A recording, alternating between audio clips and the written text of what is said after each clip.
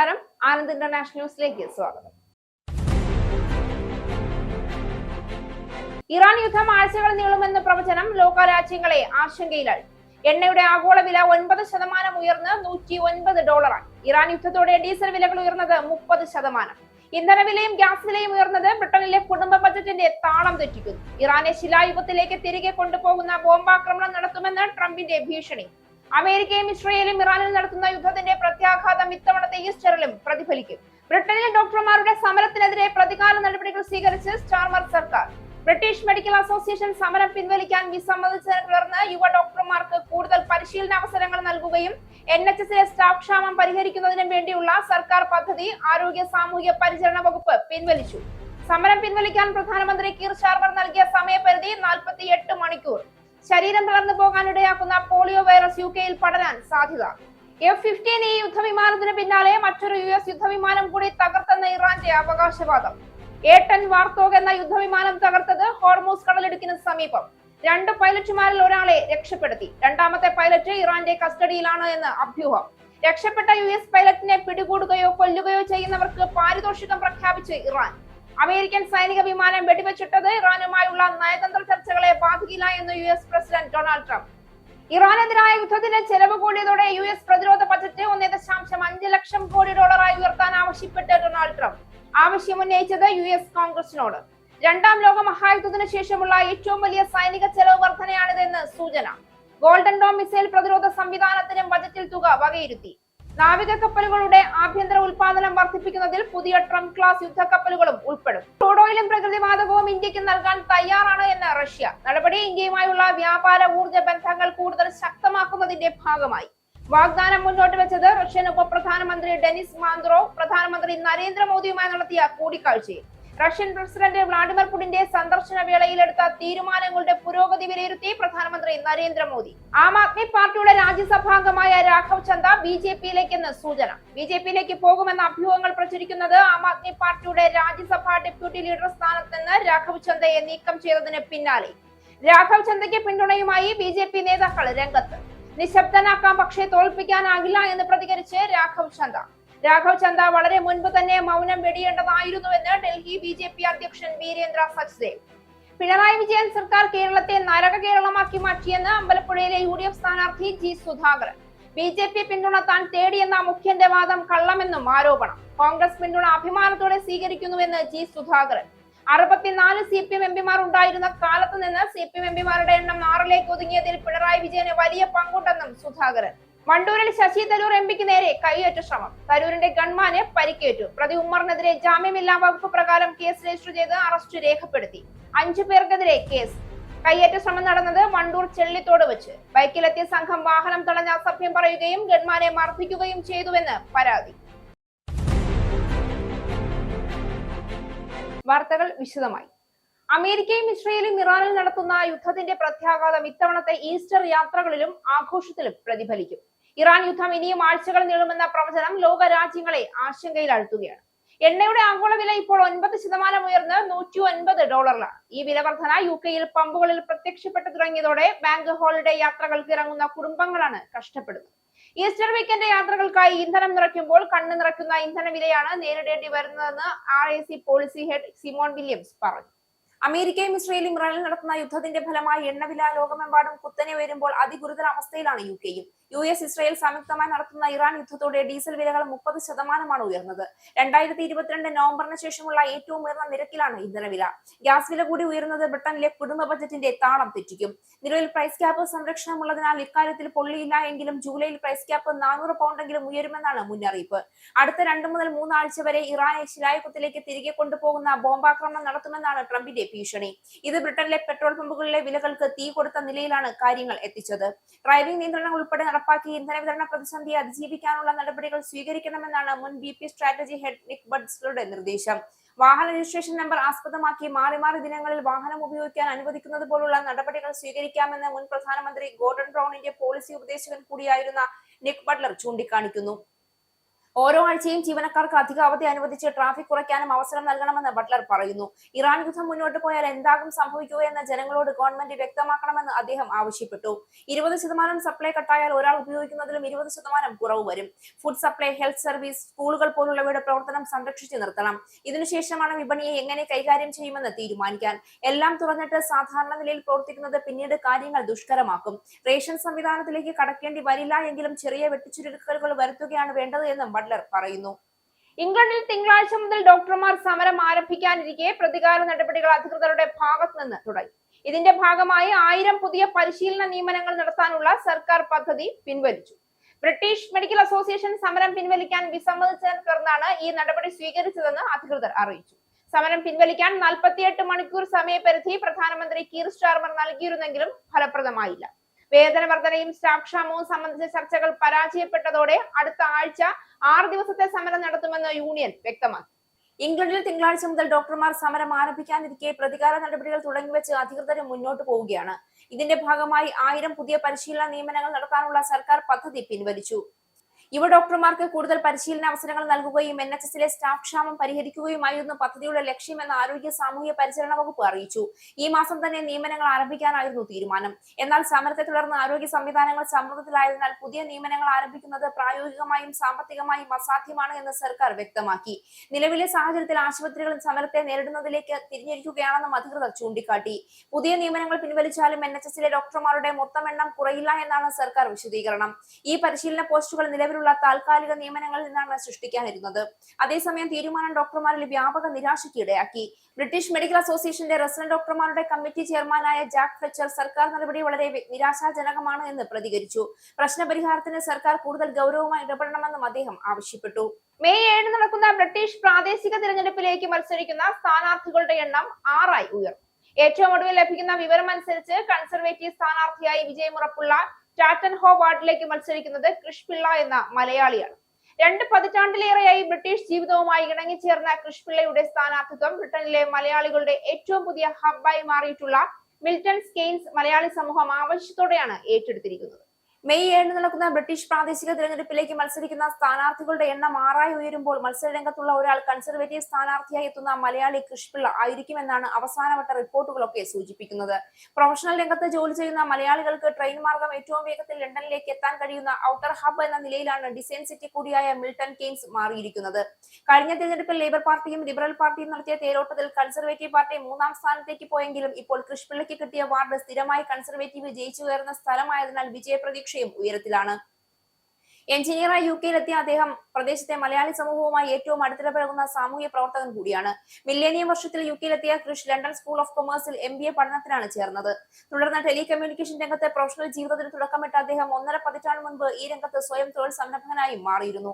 നീണ്ട 2.5 പതിറ്റാണ്ടിലെ UK അനുഭവ സമ്പത്തുമായാണ് ഇപ്പോൾ അദ്ദേഹം സാമൂഹ്യ രംഗത്തും സജീവമാകുന്നത്. പ്രദേശത്തെ മലയാളി സമൂഹത്തിന്റെ ആവശ്യങ്ങൾ കൗൺസിൽ അധികാരികൾക്ക് മുന്നിലെത്തിക്കാൻ ഏറ്റവും മികച്ചയാൾ കൃഷ് തന്നെയാണെന്നാണ് മിൽട്ടൺ കെയ്ൻസിലെ മലയാളികൾ കരുതുന്നത്. അതിനാൽ 1000ഓളം മലയാളികളുള്ള ഇവിടെ ഓരോരുത്തരും തങ്ങളുടെ പരിചയക്കാരോട് കൃഷിന്റെ വാർഡിൽ വോട്ട് തേടുകയാണ്. കൃഷിനൊപ്പം ഈ വാർഡിൽ തന്നെ ഡൽഹിക്കാരനായ മനീഷ് വർമ്മയും ഷാസേന മുസാമിലും കൺസർവേറ്റീവ് സ്ഥാനാർത്ഥികളായി വോട്ട് തേടുന്നു എന്ന പ്രത്യേകതയുമുണ്ട്. ഇതോടെ ഈ വാർഡിലെ 3 കൺസർവേറ്റീവ് സ്ഥാനാർത്ഥികളും ഏഷ്യൻ വംശജരായി മാറിയെന്ന പ്രത്യേകതയുമുണ്ട്. ശരീരം തളർന്നു പോകാൻ ഇടയാക്കുന്ന പോളിയോ വൈറസ് പടരാനുള്ള സാധ്യത നേരിട്ട് UK. ഒരു തലമുറയ്ക്കിടെ കാണാത്ത തോതിൽ ഈ പോളിയോ വൈറസ് പൊട്ടിപ്പുറപ്പെടാനുള്ള സാധ്യതകളാണ് ഉയരുന്നതെന്ന് ആരോഗ്യ വിദഗ്ധരുടെ ഞെട്ടിക്കുന്ന മുന്നറിയിപ്പ് പുറത്തുവരുമ്പോൾ അതീവ ജാഗ്രതയിലാണ് UK. 2003 പോളിയോ മുക്തമായി പ്രഖ്യാപിച്ച രാജ്യമാണ് ബ്രിട്ടൻ. 1984 ഒടുവിലായി ഈ കേസ് റിപ്പോർട്ട് ചെയ്തത്. എന്നാൽ 2022 4 ദശകങ്ങൾക്ക് ശേഷം വൈറസ് കണ്ടെത്തി. ലണ്ടനിലെ സ്യൂവേജ് വെള്ളത്തിലാണ് 100ലേറെ തവണ വൈറസിന്റെ സാന്നിധ്യം തിരിച്ചറിഞ്ഞത്. ഇതുവരെ ഒരു വ്യക്തിക്കും കേസ് റിപ്പോർട്ട് ചെയ്തിട്ടില്ല എങ്കിലും വൈറസ് ലണ്ടനിൽ കണ്ണിൽപ്പെടാതെ കൈമാറുന്നുവെന്ന് വിദഗ്ധർ വിശ്വസിക്കുന്നു. മലിനജലത്തിൽ വൈറസിന്റെ സാന്നിധ്യം കണ്ടെത്തിയതാണ് ഇതിന് കാരണം. ഈ റിപ്പോർട്ടുകൾ കാര്യമാക്കാതെ മുന്നോട്ട് പോകുന്നത് പോളിയോ തിരിച്ചുവരാൻ ഇടയാക്കുമെന്ന ആശങ്കയാണുള്ളത്. പോളിയോ മുക്ത രാജ്യമെന്നതുകൊണ്ട് തന്നെ ഈ മേഖലയിൽ ഫണ്ട് കട്ടിങ്ങും വാക്സിനേഷൻ നിരക്ക് കുറഞ്ഞു വരികയുമാണ്. 2026 UK-യിൽ 2ാം തവണയും വൈറസിനെ കണ്ടെത്തിയെന്ന് റിപ്പോർട്ടുകൾ വ്യക്തമാക്കുന്നു. എന്നാൽ രോഗം പകരുന്നുവെന്നതിന് ഇതൊന്നും തെളിവല്ല എന്നാണ് UK ഹെൽത്ത് സെക്യൂരിറ്റി ഏജൻസിയുടെ നിലപാട്. ബ്രിട്ടനിലെ മോട്ടോർവേകളിലും ഡ്യുവൽ കാരേജുകളിലും നിലവിലുള്ള വേഗപരിധി മണിക്കൂറിൽ 55 മൈലായി കുറയ്ക്കാൻ ലക്ഷ്യമിട്ടുള്ള വിപുലമായ ഗതാഗത പരിഷ്കരണ പദ്ധതികളുമായി ഗ്രീൻ പാർട്ടി രംഗത്ത്. സാക് പൊളാൻസ്കിയുടെ നേതൃത്വത്തിൽ പാർട്ടി തയ്യാറാക്കിയ പുതിയ നയങ്ങൾ പ്രകാരം വാഹനം ഓടിക്കുന്നവർക്ക് മേൽ കടുത്ത നിയന്ത്രണങ്ങൾ ഏർപ്പെടുത്താനാണ് നീക്കം. ഇന്ധനക്ഷമത വർദ്ധിപ്പിക്കാനും റോഡ് അപകടങ്ങൾ കുറയ്ക്കാനുമാണ് ഈ നടപടിയെന്ന് ഗ്രീൻ പാർട്ടി അവകാശപ്പെടുമ്പോൾ സാധാരണക്കാരായ ഡ്രൈവർമാർക്കെതിരെയുള്ള യുദ്ധപ്രഖ്യാപനമാണിതെന്ന വിമർശനവുമായി കൺസർവേറ്റീവ് പാർട്ടി രംഗത്തുണ്ട്. ബ്രിട്ടനിലെ മോട്ടോർവേകളിലും ഡ്യുവൽ കാരേജുകളിലും നിലവിലുള്ള വേഗപരിധി മണിക്കൂറിൽ 55 മൈലായി കുറയ്ക്കാൻ ലക്ഷ്യമിട്ടുള്ള വിപുലമായ ഗതാഗത പരിഷ്കരണ പദ്ധതികളുമായി ഗ്രീൻസ് പാർട്ടി മുന്നോട്ട് പോവുകയാണ്. വാഹനമോടിക്കുന്നവർക്ക് മേൽ കടുത്ത നിയന്ത്രണങ്ങൾ ഏർപ്പെടുത്താനാണ് നീക്കം.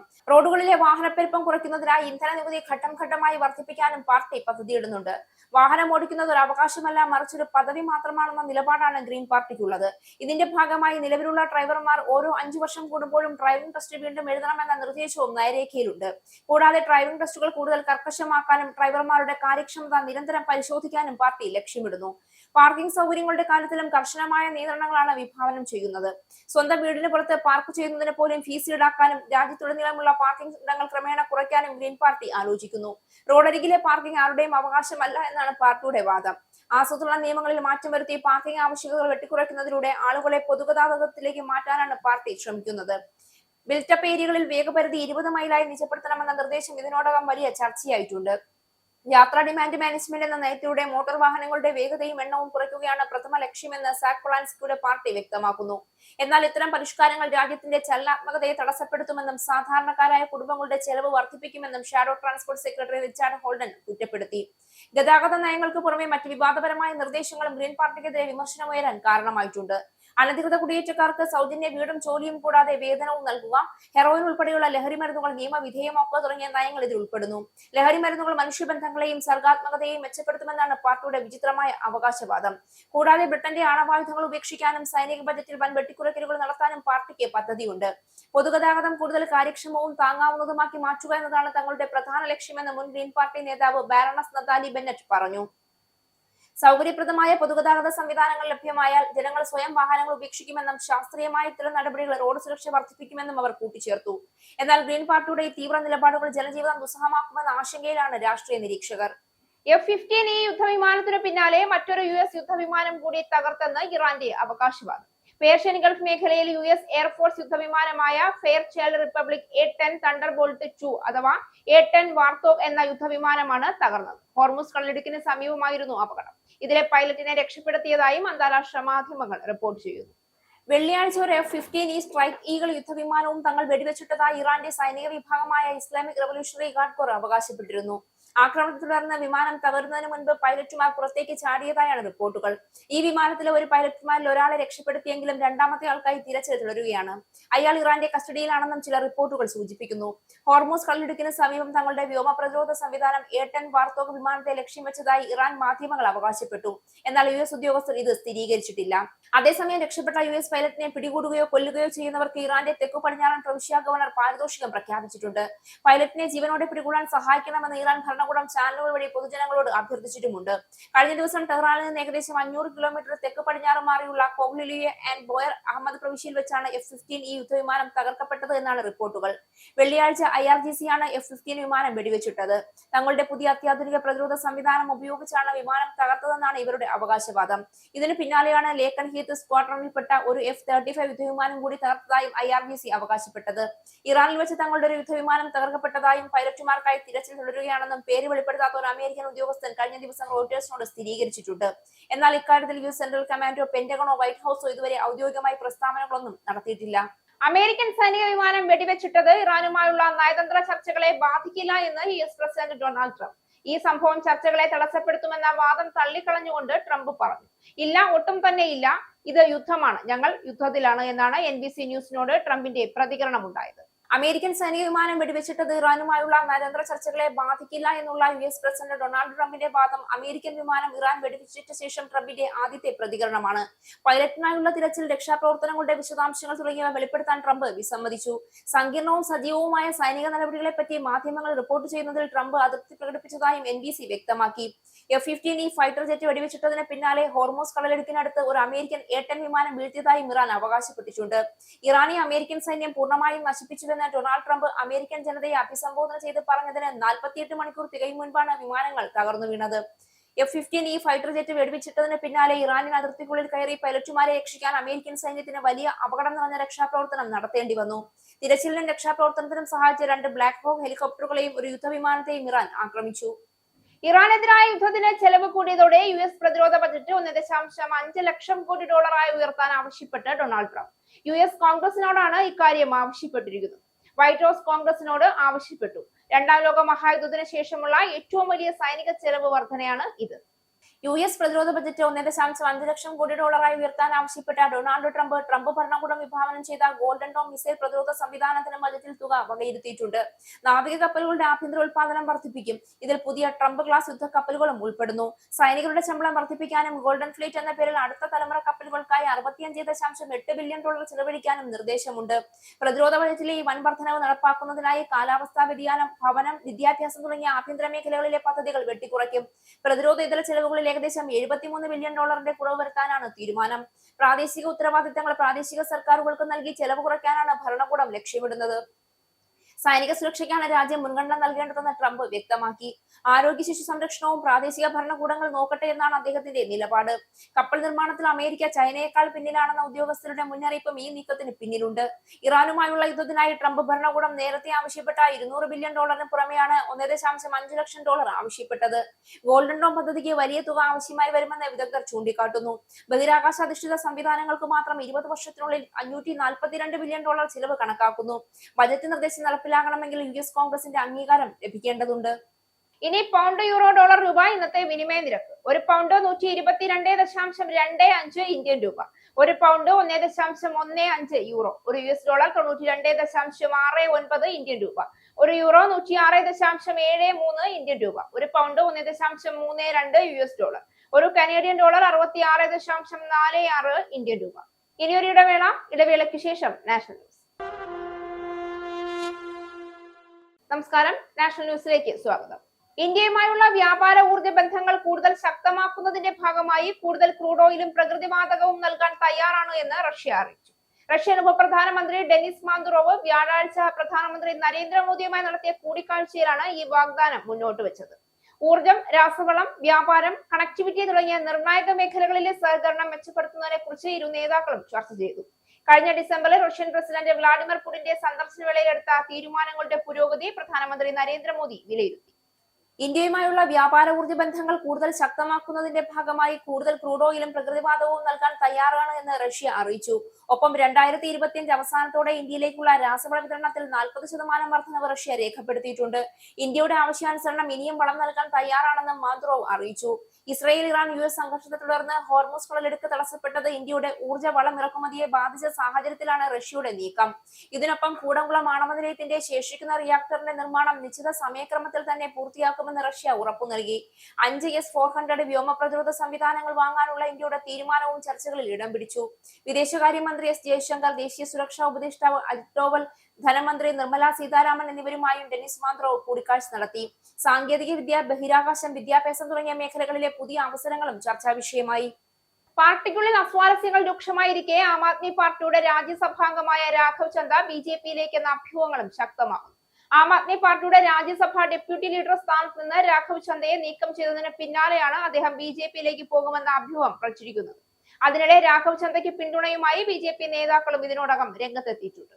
ആം ആദ്മി പാർട്ടിയുടെ രാജ്യസഭാംഗമായ രാഘവ് ചന്ദ BJPയിലേക്ക് എന്ന അഭ്യൂഹങ്ങളും ശക്തമാവുന്നതിനിടെ രാജ്യസഭാ ഡെപ്യൂട്ടി ലീഡർ സ്ഥാനത്ത് നിന്ന് അദ്ദേഹത്തെ നീക്കം ചെയ്തു. തുടർന്ന് രാഘവ് ചന്ദ സാമൂഹ്യ മാധ്യമങ്ങളിലൂടെ തന്റെ പ്രതികരണം അറിയിച്ചിരുന്നു. നിശബ്ദനാക്കാം, പക്ഷേ തോൽപ്പിക്കാനാകില്ല എന്നാണ് രാഘവ് ചന്ദ സാമൂഹ്യ മാധ്യമങ്ങളിൽ കുറിച്ചത്.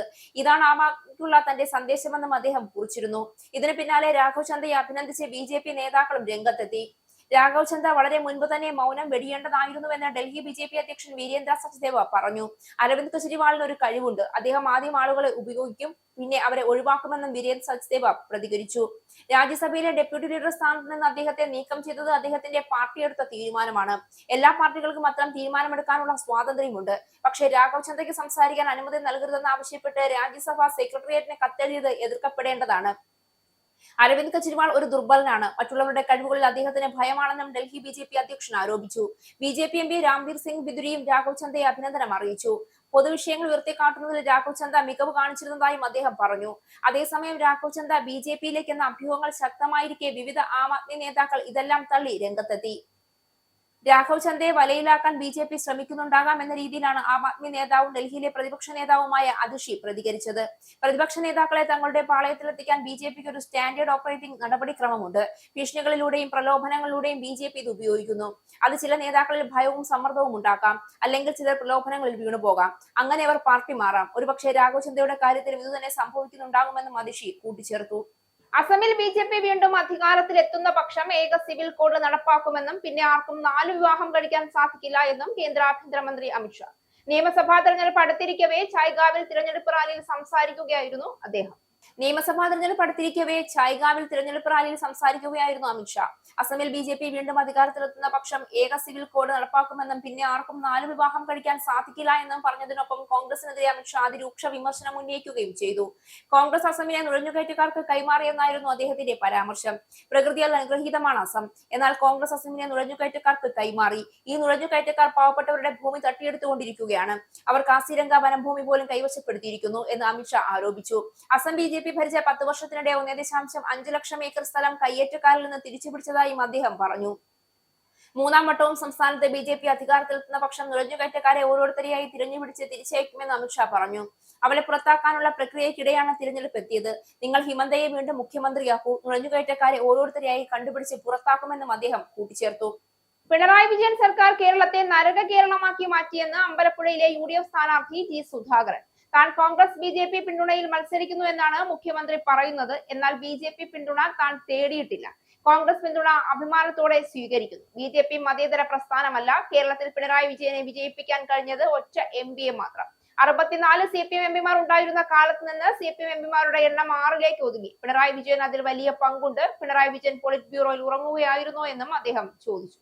പിണറായി വിജയൻ സർക്കാർ കേരളത്തെ നരക കേരളമാക്കി മാറ്റിയെന്ന് ഗുരുതര ആരോപണം ഉന്നയിച്ച് രംഗത്ത് വന്ന അമ്പലപ്പുഴയിലെ UDF സ്ഥാനാർത്ഥി G സുധാകരൻ പിണറായി വിജയൻ കേരളത്തിൽ കോൺഗ്രസിനെതിരെ അനാവശ്യമായ ആക്ഷേപം ഉന്നയിക്കുന്നുവെന്നും കുറ്റപ്പെടുത്തി.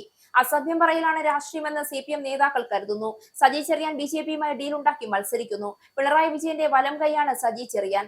അദ്ദേഹത്തിന്റെ നാട് മണൽ മാഫിയയുടെ കേന്ദ്രമാണ്. തിരഞ്ഞെടുപ്പ് കാലത്ത് ഒന്നും മറച്ചുവെക്കരുത്. 2 CPM സ്ഥാനാർത്ഥികൾ ഇന്ന് കോടീശ്വരന്മാരാണ്. ദാരിദ്ര്യത്തിൽ ജനിച്ചവർ എങ്ങനെ കോടീശ്വരന്മാരായി എന്ന് അദ്ദേഹം ചോദിച്ചു. പിണറായിയാണ് എന്നെയൊക്കെ വളർത്തിയത് എന്ന് പറയുന്നുവെന്ന് പറഞ്ഞ G സുധാകരൻ താൻ രാഷ്ട്രീയം തുടങ്ങിയ കാലത്ത് അദ്ദേഹം ഒന്നും ഇല്ല എന്നും പറഞ്ഞു. ഞാൻ SFIയുടെ ആദ്യ സംസ്ഥാന പ്രസിഡന്റ് ആയിരുന്നു. അന്ന് പിണറായി ആർക്കും അറിയുക പോലുമില്ല. ആഞ്ഞു പിടിച്ചാൽ CPMന് ഇത്തവണ 1-2 സീറ്റ് കിട്ടും. എന്റെ സ്വാതന്ത്ര്യം പിണറായിക്ക് മുന്നിൽ അടിയറ വയ്ക്കാൻ ഞാനില്ല. ആലപ്പുഴ ജില്ലയിൽ എല്ലാ മണ്ഡലങ്ങളിലും UDF മുന്നേറ്റം ഉണ്ടാക്കും. കമ്മ്യൂണിസ്റ്റ് സർക്കാരിന്റെ രീതിയല്ല പിണറായി സർക്കാരിന്. ക്രിമിനലുകൾ വാഴുന്ന സർക്കാരാണിത്. ഈ പോരാട്ടം നാളത്തെ തലമുറയ്ക്ക് വേണ്ടി UDFന്റെ 9 സ്ഥാനാർത്ഥികളെയും വിജയിപ്പിക്കണമെന്നും വേദിയിൽ G സുധാകരൻ പ്രസംഗിച്ചു. വണ്ടൂരിൽ ശശി തരൂർ MPക്ക് നേരെ കയ്യേറ്റ ശ്രമം. സംഭവത്തിൽ തരൂരിന്റെ ഗൺമാന് പരിക്കേറ്റു. പ്രതി ഉമ്മറിനെതിരെ ജാമ്യമില്ലാ വകുപ്പ് പ്രകാരം കേസ് രജിസ്റ്റർ ചെയ്ത് അറസ്റ്റ് രേഖപ്പെടുത്തി. 2 പ്രതികളെ കൂടി പിടികൂടിയതായാണ് വിവരം. 5 പേർക്കെതിരെ കേസെടുത്തു.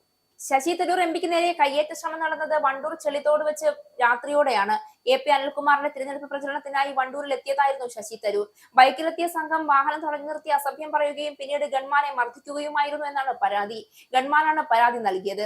ശശി തരൂരിന്റെ കാറിനെ പിന്തുടർന്നെത്തിയവരാണ് ആക്രമിച്ചത്. ശശി തരൂരിനെ അസഭ്യം വിളിച്ച് കയ്യേറ്റം ചെയ്യാൻ ശ്രമിക്കുന്നതിനിടെ ഗൺമാൻ ഇടപെടുകയായിരുന്നു. ഇതോടെയാണ് ഗൺമാന് മർദ്ദനമേറ്റത്. മെസ്സി പണം വാങ്ങി ചതിച്ചെന്ന് കായിക മന്ത്രിയും തിരൂരിലെ ഇടതുപക്ഷ സ്ഥാനാർത്ഥിയുമായ V അബ്ദുറഹിമാൻ. അർജന്റീന ഫുട്ബോൾ ടീമിനെ കേരളത്തിലേക്ക് എത്തിക്കാമെന്ന കരാർ ലംഘിച്ചതിലൂടെ ലയണൽ മെസ്സി സംസ്ഥാനത്തെ ഫുട്ബോൾ ആരാധകരെ വഞ്ചിച്ചുവെന്ന് അദ്ദേഹം പറഞ്ഞു. മെസ്സി പണം വാങ്ങി ചതിച്ചെന്ന ആരോപണം ഉന്നയിച്ച കായിക മന്ത്രിയും തിരൂരിലെ ഇടതുപക്ഷ സ്ഥാനാർത്ഥിയുമായ V അബ്ദുറഹിമാൻ അർജന്റീന ഫുട്ബോൾ ടീമിനെ കേരളത്തിലേക്ക് കൊണ്ടുവരാനായി കരാർ ഒപ്പിട്ടതാണെന്നും എന്നാൽ പണം കൈപ്പറ്റിയ ശേഷം അവർ വരാതിരുന്നത് കേരളത്തിലെ ഫുട്ബോൾ പ്രേമികളോടുള്ള ചതിയാണെന്നും ആരോപിക്കുന്നു. $16,000 മില്യൺ ഇതിനായി സ്പോൺസർ ചെലവാക്കിയതെന്നും V അബ്ദുറഹിമാൻ പറഞ്ഞു. ഈ പണം നഷ്ടമായത് സ്പോൺസർമാർക്കാണെന്നും സർക്കാരിന്റെ പണമല്ല ഇതെന്നും മന്ത്രി വ്യക്തമാക്കി. കേരള സർക്കാർ ആവശ്യമായ തയ്യാറെടുപ്പുകൾ നടത്തുകയും കരാറിൽ ഒപ്പിടുകയും ചെയ്തിരുന്നു.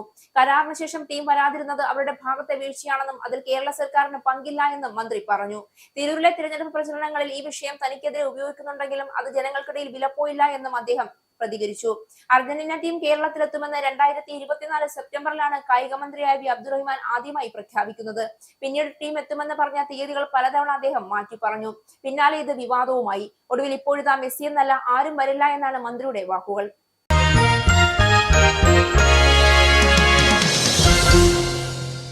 ചെപ്പോക്ക് സ്റ്റേഡിയത്തിൽ ചെന്നൈ സൂപ്പർ കിങ്സിനെ തോൽപ്പിച്ച് IPL-ൽ ടേബിൾ ടോപ്പർമാരായതിനു പിന്നാലെ പഞ്ചാബ് കിങ്സ് ക്യാപ്റ്റനും ടീമിനും കനത്ത പിഴ ചുമത്തി IPL governing council.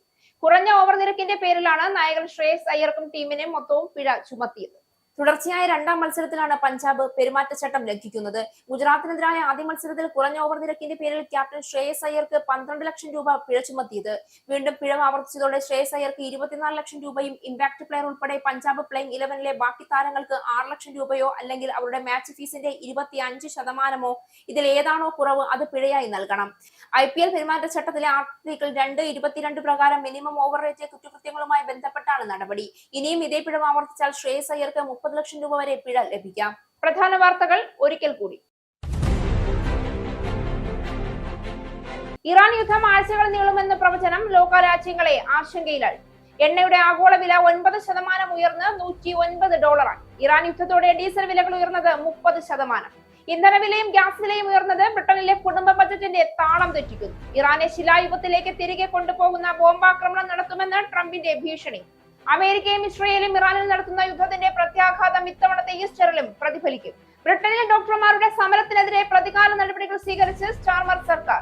British medical association സമരം പിൻവലിക്കാൻ വിസമ്മതിച്ചതിനെ തുടർന്ന് യുവ ഡോക്ടർമാർക്ക് കൂടുതൽ പരിശീലന അവസരങ്ങൾ നൽകുകയും NHSലെ സ്റ്റാഫ് ക്ഷാമം പരിഹരിക്കുന്നതിനും വേണ്ടിയുള്ള സർക്കാർ പദ്ധതി ആരോഗ്യ സാമൂഹ്യ പരിചരണ വകുപ്പ് പിൻവലിച്ചു.